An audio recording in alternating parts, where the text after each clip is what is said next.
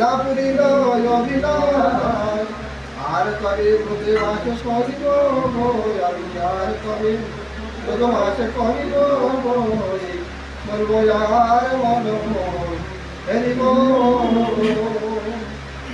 এইভাবে প্রভু দর্শন করতে বলেছেন যে আমরা নবদ্বীপ বৃন্দাবনে ছুটে গেলাম, তো এই মন্দির দেখলাম, ওই মন্দির দেখলাম, টিভি পর্দার মতো একটু দেখলাম, সে একটু দেখলাম, এরকম না। একটা জায়গায় দেখবো, তা সেটা আমরা সুন্দরভাবে দেখে তারপর দেখবো, তারপরে আরেক জায়গায় যাবো।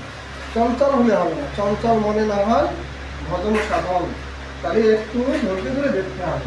তাহলে আমার কৃষ্ণের উপমাধুরী কেমন সেটা পরিদর্শন করতে হবে।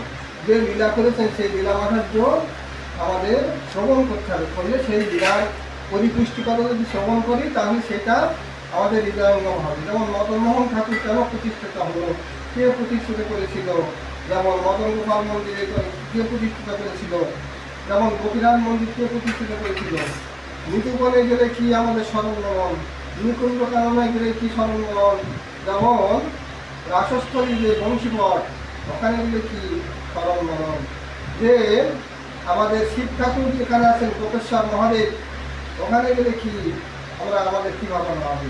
এই গোপেশ্বর মহাদেব কিন্তু গিয়েছিল রাসের মধ্যে একটা মানে গোপী সেজে গিয়েছিল।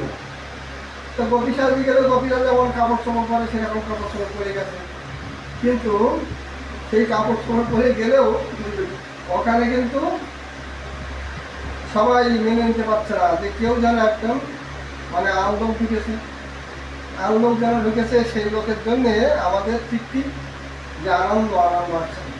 খালি খোঁজ করো, সবাই খোঁজ করতে লাগলো। তো কৃষ্ণ বললো খোঁজো, খুঁজে বের করো, খুঁজে তো পাওয়া যায় না, শুধু গোপী সেজে আছে। তারপরে দেখলো হ্যাঁ একজন বসে আছে, আমাদের সঙ্গে পরিস্থিতি খুব একটা না, এই লোক তো বসে আছে। তারপরে দেখলো কে তুমি, আরে তুমি কে এখানে? তখন বললো যে আমি শিব। তুমি এসেছো কেন? তা আমি ভগবানের লীলা দর্শন করবো না, হরিহর এক আত্মা, তাই আমার আত্মা আর হরির আত্মা এক আত্মা, তাহলে আমি তার লীলা দর্শন করতে পারবো না? গোপীগণ বললো না, পারবে কি করে?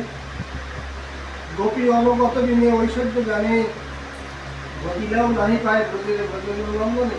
তুমি তো একটা পুরুষ বেটা, ওই জায়গায় বসে বসে ভজন করো, এই গোপী আনুগত্য স্বীকার করো, তারপরে একদিন কি করতে পারবে।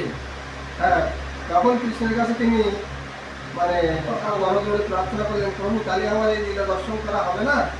তখন বললেন হ্যাঁ, এই লীলা দর্শন তোমার করা হবে, কিন্তু এই যুগে তার তোমার